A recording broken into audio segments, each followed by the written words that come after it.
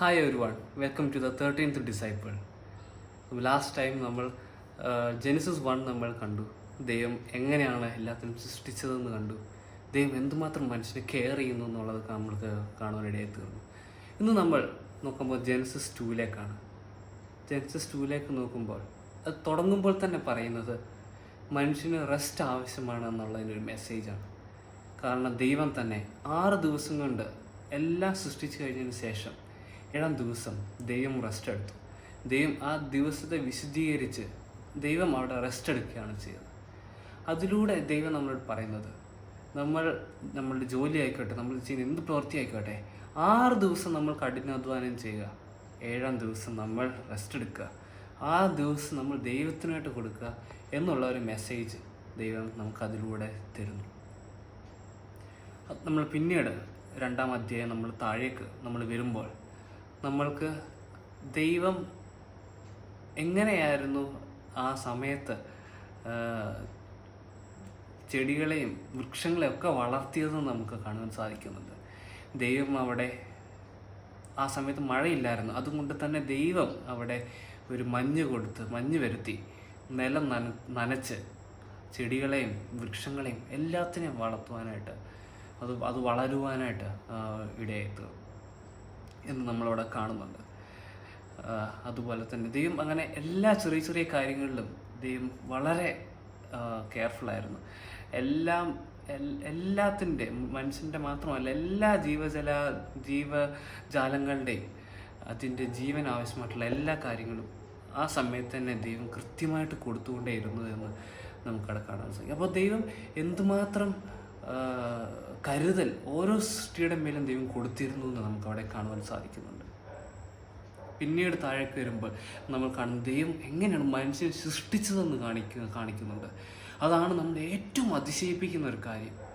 കാരണം ദൈവം ഈ മനുഷ്യനെ സൃഷ്ടിച്ചത് പ്രത്യേകിച്ച് ഒരു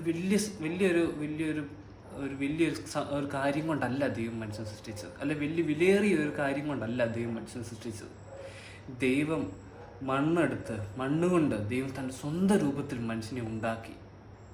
അതിനുശേഷം ദൈവത്തിൻ്റെ ആ ശ്വാസം അത് മനുഷ്യൻ്റെ മൂക്കിലേക്ക് ഊതിയപ്പോൾ ആ മണ്ണുകൊണ്ടിരുന്ന മനുഷ്യൻ്റെ രൂപം അതൊരു നമ്മളെപ്പോലെ ഒരു വ്യക്തിയായിട്ട് മാറാനിടയായി തീർന്നു. ആ ദൈവത്തിൻ്റെ ശ്വാസം ഉള്ളിലേക്ക് കയറിയപ്പോൾ ആ മണ്ണ് അത് സ്കിന്നായി, തൊലിയായിട്ട് മാറി. ആ മണ്ണ് നമുക്ക് തലമുടിയായി മാറി, നമ്മുടെ കണ്ണായി മാറി, നമ്മുടെ മൂക്കായി മാറി. അങ്ങനെ അതെല്ലാം ഒരു വ്യക്തിയായിട്ട് അത് മാറാനിടയായി തീർന്നു. ദൈവത്തിൻ്റെ ശ്വാസം കൊണ്ട് ആ മണ്ണ് നമ്മളുടെ ഹൃദയം, നമ്മളുടെ ഉള്ളിലുള്ള എല്ലാ ഓർഗൻസും ആ ദൈവത്തിൻ്റെ ശ്വാസം മൂലം ആ മണ്ണ് ട്രാൻസ്ഫോം ആയിട്ട് ഈ ഓർഗൻസായിട്ട് മാറാനിടയായി തീർന്നു. അത് എന്ത് അതിശയകരമായിട്ടാണ് ദൈവം ദൈവം പ്രവർത്തിച്ചത് നമുക്കത് കാണാൻ സാധിക്കുന്നുണ്ട്. അപ്പോൾ ദൈവത്തിന് നമ്മളുടെ മുൻപിൽ അത്ര നല്ലതായിട്ട്, നമ്മുടെ മുമ്പിൽ അത്ര പ്രഷ്യസായിട്ടല്ലാത്തൊരു കാര്യത്തെ പോലും ദൈവത്തിനത് അതിലൂടെ പ്രഷ്യസായിട്ടുള്ള പല കാര്യങ്ങളും ചെയ്തിടയെത്തിയിരുന്നു. അല്ലെങ്കിൽ പ്രഷ്യസായിട്ടുള്ള നമ്മുടെ മുന്നിൽ പ്രഷ്യസായിട്ട് തോന്നാത്ത പല കാര്യങ്ങളിലൂടെ ദൈവത്തിന് വലിയ കാര്യങ്ങൾ ചെയ്യാൻ സാധിക്കുമെന്ന് നമുക്ക് അതിലൂടെ മനസ്സിലാക്കാൻ സാധിക്കും. അതിനുശേഷം നാം താഴേക്ക് വരുമ്പോൾ നമുക്ക് പിന്നീട് കാണുവാൻ സാധിക്കുന്നത് 4 നദികളെ പറ്റിയാണ്. ആ 4 നദികൾ അത് നമ്മൾ കാണുന്ന 4 ദിശയിലേക്ക് ഒഴുകി പോകുന്നു എന്നാണ് നമ്മളവിടെ കാണുന്നത്. ഒരു പക്ഷേ നമുക്കത് മനസ്സിലാക്കാൻ സാധിക്കുന്നത്, ഒരു പക്ഷേ ആ 4 നദി 4 ദിക്കിലേക്കായിരിക്കാം പോകുന്നത്. നോർത്തിലേക്കും സൗത്തിലേക്കും ഈസ്റ്റിലേക്കും വെസ്റ്റിലേക്കും ആയിരിക്കാം ആ നദികൾ ഒഴുകുന്നത്. ചുരുക്കി പറഞ്ഞാൽ ആ നദി എല്ലായിടത്തേക്കും സ്പ്രെഡായി പോവുകയാണ് ചെയ്യുന്നത്. അപ്പം ദൈവം ആഗ്രഹിക്കുന്നത്, ദൈവം നമ്മളിൽ നിന്ന് ആഗ്രഹിക്കുന്നത് നമ്മൾ എല്ലാവർക്കും ഒരു അനുഗ്രഹമായിരിക്കണം. നമുക്കറിയാം ഒരു വെള്ളത്തിൻ്റെ വില എന്താണെന്ന് നമുക്കറിയാം. നമുക്ക് വെള്ളമില്ലാതെ വെള്ളം കുടിക്കാൻ 3 ദിവസത്തിലധികം നമുക്ക് ജീവിച്ചിരിക്കാൻ വളരെ ബുദ്ധിമുട്ടാണ്. അങ്ങനെ ഉള്ളപ്പോൾ നമുക്കറിയാം, അതുകൊണ്ട് തന്നെ നമുക്ക് എത്രമാത്രം വിലയേറിയതാണ് വെള്ളം നമുക്ക് അതിലൂടെ മനസ്സിലാക്കാൻ സാധിക്കും. അതുകൊണ്ട് തന്നെ ദൈവം നമ്മളിൽ നിന്നും ആഗ്രഹിക്കുക നമ്മൾ മറ്റുള്ളവർക്ക് അനുഗ്രഹമായി തീരുന്ന രീതിയിൽ ആയിത്തീരണം എന്നുള്ള കാര്യമാണ് ദൈവം അതിൽ നിന്നും ആഗ്രഹിക്കുന്നത്. പിന്നീട് ദൈവം ആദമിന് ഹൗവയെയും ദൈവം ഏദൻ തോട്ടത്തിലാക്കി. ദൈവം തന്നെ സൃഷ്ടിച്ച നല്ല വളരെ ബ്യൂട്ടിഫുൾ ആയിട്ടൊരു തോട്ടത്തിലേക്ക് ആദമിനെ ഹൗവയെയും ദൈവം ആ തോട്ടത്തിലേക്കാക്കി. അതിനുശേഷം ദൈവം അവരോട് ഒരു കാര്യം മാത്രം പറഞ്ഞു, നിങ്ങൾക്ക് എല്ലാ വൃക്ഷത്തിലെയും ഫലങ്ങൾ തിന്നാം, പക്ഷേ നന്മ-തിന്മകൾ തിരിച്ചറിയുന്ന വൃക്ഷത്തിലെ ഫലം മാത്രം നിങ്ങൾ കഴിക്കരുതെന്ന് ദൈവം പറഞ്ഞു. അതിലൂടെ നമുക്ക് മനസ്സിലാക്കാൻ പറ്റുന്ന ഒരു മെയിൻ കാര്യം എന്നുള്ളത്, ദൈവം മനുഷ്യനവിടെ ആദമിന് ഹൗവയ്ക്ക് അല്ല മനുഷ്യന് അവിടെ ദൈവം തെറ്റും ശരിയും തിരഞ്ഞെടുക്കാനുമായിട്ടുള്ള ആ ഒരു കഴിവ് ദൈവം അവിടെ കൊടുത്തു എന്നൊക്കെ കാണുവാൻ സാധിക്കും. കാരണം ദൈവം അവിടെ ചോയ്സ് കൊടുക്കുകയാണ്. നിങ്ങൾക്കൊന്നെങ്കിൽ ദൈവം പറയുന്ന അനുസരിച്ച് നല്ലത് ചെയ്ത് നിങ്ങൾക്ക് ജീവിക്കാം, അല്ലെങ്കിൽ നിങ്ങൾക്ക് ദൈവം പറയുന്ന അനുസരിക്കാതെ ചെയ്യാം. ഒരു ചോയ്സ് ദൈവം നമുക്ക് അടുത്ത് തരുന്നുണ്ട്. ആ ചോയ്സ് ദൈവം മക്കൾക്ക് മാത്രമല്ല എല്ലാ മനുഷ്യർക്കും ദൈവം ആ ചോയ്സ് തന്നിട്ടുണ്ട്. നമ്മൾക്ക് എല്ലാവർക്കും എന്താണ് തെറ്റ് എന്താണ് ശരിയാണെന്ന് തിരിച്ചറിയുവാനായിട്ടുള്ള ആ ഒരു കഴിവ് ദൈവം നമുക്ക് തന്നിട്ടുണ്ട്. അപ്പോൾ ആ ഒരു ചോയ്സ് ദൈവം ആദമിനെ ഹൗവയെയും ഏദൻ തോട്ടത്തിലാക്കിയപ്പോൾ അവരെ ദൈവത്തെ മാത്രം അനുസരിക്കുന്ന അല്ല റോബോട്ടിനെ പോലെ അല്ല അവിടെ വെച്ചത്. അവർക്ക് നല്ലതും തെറ്റും തിരഞ്ഞെടുക്കാനുള്ള ഒരു കഴിവ്, അതിനുള്ള ഒരു അവസരം ദൈവം അവിടെ കൊടുക്കുന്നുണ്ടായിരുന്നു. അതുപോലെ നമ്മൾക്കും ദൈവം ആ ഒരു അവസരം തന്നിട്ടുണ്ട്. ദൈവമക്കളാണെങ്കിൽ കൂടെ നമുക്കും തെറ്റേത് ശരിയേത് തിരിച്ചറിയാനുള്ള കഴിവ് നമുക്ക് ദൈവം തന്നിട്ടുണ്ട്. അപ്പോൾ നമ്മളുടെ ചോയ്സാണ് നമ്മൾ ഏത് മാർഗത്തിലൂടെ പോകുന്നു എന്നുള്ളത്. ഒടുവിലായിട്ട് ദൈവം വിവാഹം എന്നുള്ളൊരു കാര്യം ദൈവം ചെയ്യുന്നതായിട്ട്, ആ ഒരു കാര്യം ദൈവം ഉണ്ടാക്കുന്നതായിട്ട് നമുക്കവിടെ കാണുവാൻ സാധിക്കുന്നുണ്ട്. അതെങ്ങനെയാണെന്ന് വെച്ചാൽ, ആദമിന് തനിക്ക് തക്കതായൊരു തുണയില്ലായിരുന്നു. താൻ ഒറ്റപ്പെട്ടിരിക്കുന്ന അവസ്ഥയിൽ ദൈവം തനിക്കൊരു തുണയെ കൊടുത്തു. അതുകൊണ്ട് തന്നെ നമുക്ക് മറ്റൊരു കാര്യം കൂടെ നമുക്ക് മനസ്സിലാക്കാൻ സാധിക്കും. അത് മറ്റൊന്നുമല്ല, ദൈവമായിരുന്നു ആദ്യത്തെ അനസ്തേഷ്യ കൊടുത്ത വ്യക്തിയും ആദ്യമായിട്ട് സർജറി ചെയ്ത വ്യക്തിയും ദൈവം തന്നെയായിരുന്നു. കാരണം ദൈവം ആദമിന് അനസ്തേഷ്യ കൊടുത്തു എന്ന് തന്നെ പറയാം. ആദമിന് ഗാഢനിദ്ര കൊടുത്തു. അതിനുശേഷം ആദമിൻ്റെ ഉള്ളിൽ നിന്ന് വാരിയെല്ലെടുത്തു.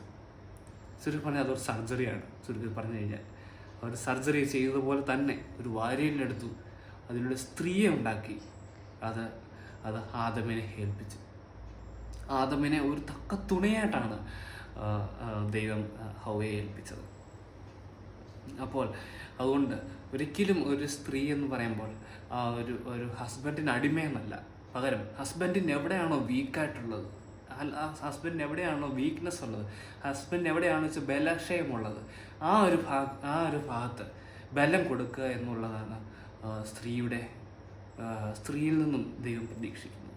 അതുപോലെ തിരിച്ചും സ്ത്രീയും ഒരു ബലഹീനമായിട്ടുള്ള വ്യക്തി തന്നെയാണ്. ആ വ്യക്തിക്ക് സപ്പോർട്ട് കൊടുക്കുക, ബലം കൊടുക്കുക, അവർക്ക് ഉത്സാഹം കൊടുക്കുക, അവരെ മോട്ടിവേറ്റ് ചെയ്യുക, അവരെ പറ്റാവുന്ന രീതിയിൽ അവർക്ക് വീക്കായിട്ടുള്ള കാര്യങ്ങൾ അവരെ ഹെൽപ്പ് ചെയ്യുക എന്നുള്ളൊരു കാര്യം, അവർക്കൊരു തുണയായിട്ടിരിക്കുക എന്നുള്ളതും കൂടിയാണ് ഹസ്ബൻഡിൻ്റെ റെസ്പോൺസിബിലിറ്റി. അപ്പോൾ രണ്ടുപേരും കോംപ്ലിമെൻ്ററി ആയിട്ടുള്ള ഒരു ഉത്തരവാദിത്വമാണ് ദൈവം അവിടെ കൊടുത്തിരിക്കുന്നത്. അങ്ങനെ ദൈവം അവിടെ ആദ്യമായിട്ട് അവിടെ മാരേജ് എന്നുള്ള ഒരു കാര്യം ദൈവം അവിടെ വരുത്തി. അതുപോലെ തന്നെ ദൈവമായിരുന്നു ഫസ്റ്റ് സർജൻ. അനസ്തേഷ്യ കൊടുത്ത് സർജറി ചെയ്ത് ഒരു പുതിയൊരു വ്യക്തിയെ തന്നെ ആദമിന് കൊടുത്തു, ആദമിന് തുണയായിട്ട്. അപ്പോൾ നമുക്ക് കിട്ടിയിരിക്കുന്ന സ്പൗസ്, നമ്മുടെ വൈഫ് അല്ലെങ്കിൽ നമ്മുടെ ഹസ്ബൻഡ്, നമ്മുടെ പാർട്ട്ണറായിട്ട് ദൈവം തന്നിരിക്കുന്ന വ്യക്തി എന്നുള്ളത്, ആ വ്യക്തി നമ്മൾക്ക് തുണയാണ്. നമ്മൾക്ക് എവിടെയൊക്കെയാണോ നമുക്ക് ബലഹീന വശങ്ങളുള്ളത് അവിടേക്ക് ബലം തരുന്ന ഒരു വ്യക്തിയാണ് നമ്മുടെ പാർട്ട്ണർ എന്നുള്ളത്. അതുകൊണ്ട് തന്നെ പറയുന്നുണ്ട് അവർ രണ്ടുപേരും ഒന്നായി തീരുകയാണെന്നാണ് പറയുന്നത്. ഹസ്ബൻഡും വൈഫും ഒന്നായി തീരുകയാണ്. അതുകൊണ്ട് തന്നെ അപ്പനെയും അമ്മയും വിട്ടുചേർന്ന് അവർ ഒരു ദേഹമായി തീരുകയാണെന്നാണ് പറയുന്നത്. അപ്പോൾ ഒരു മാരേജ് കഴിയുമ്പോൾ തന്നെ ഹസ്ബൻഡിൻ്റെ പ്രയോറിറ്റി അത് മെയിൻ പ്രയോറിറ്റി എന്നുള്ളത് ദൈവം കഴിഞ്ഞ അടുത്ത പ്രയോറിറ്റി, ഒരു സിംഗിളായിട്ടുള്ള വ്യക്തിക്ക് ദൈവം കഴിഞ്ഞ അടുത്ത പ്രയോറിറ്റി അവരുടെ പേരൻസ് ആയിരിക്കും. പക്ഷേ ഒരു മാരേജ് കഴിഞ്ഞ ഒരു വ്യക്തിയെ പറ്റി പറയുമ്പോൾ ആദ്യത്തെ പ്രയോറിറ്റി ദൈവം, പിന്നീട് വൈഫ് അല്ലെങ്കിൽ ഹസ്ബൻഡ്, അതിന് ശേഷമാണ് പേരൻസ്. കാരണം ദൈവം ആ ഒരു ഓർഡറിലാണ് ദൈവം അവിടെ മാരേജിനെ ദൈവം ആക്കി വെച്ചിരിക്കുന്നത്. അപ്പോൾ ഇത്രയും കാര്യങ്ങളാണ് എനിക്ക് നിങ്ങളോട് ഇന്ന് ഷെയർ ചെയ്യാനായിട്ട് ആഗ്രഹിക്കുന്നത്. ദൈവം വളരെ വണ്ടർഫുള്ളായിട്ടുള്ള ദൈവമാണ്. നമ്മളിൽ നിന്നൊക്കെ വലിയ വലിയ കാര്യങ്ങൾ ചെയ്യുവാനായിട്ട് ആഗ്രഹിക്കുന്ന ദൈവമാണ്. അതുകൊണ്ട് ഇന്നത്തെ ഈ മെസ്സേജ് അത് നിങ്ങൾക്ക് ദൈവത്തെ സ്നേഹിക്കുവാനായിട്ടും അത് നല്ല ആത്മവിശ്വാസത്തോടെ ജീവിക്കുവാനായിട്ട് ദൈവം നിങ്ങളുടെ കൂടെയുണ്ട്. നിങ്ങളുടെ വലിയ കാര്യങ്ങൾ ചെയ്യാനായിട്ട് ദൈവത്തിന് കഴിയും എന്നുള്ള ആ ഒരു ഉറപ്പും ധൈര്യത്തോടെ ജീവിക്കാനായിട്ട് നിങ്ങളെ ദൈവം സഹായിക്കട്ടെ. അതിന് ഈ മെസ്സേജും നിങ്ങളെ സഹായിക്കട്ടെ. ദൈവത്തിൻ്റെ നാമം മഹത്വപ്പെടുമാറാകട്ടെ.